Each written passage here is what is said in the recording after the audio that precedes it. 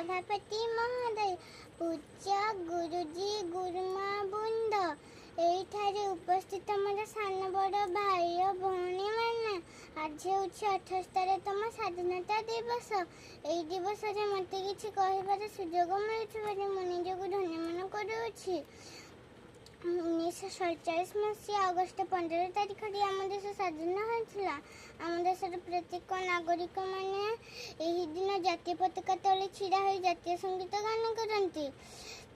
आम देश को बहुत स्वाधीनता संग्रामी मानकर अवदान रही। से सुभाष चंद्र बोस, बाजे राउत, रानी लक्ष्मीबाई, गांधीजी एमती केतेक वीरपुत्रंकर नाम अवदान रही। आम आम जन्ममाटीर सदा सर्वदा सम्मान रक्षा करबा उचित। आम समस्ते भारतीय बोली गर्व करबा उचित। शेष करूअछि। जय हिंद।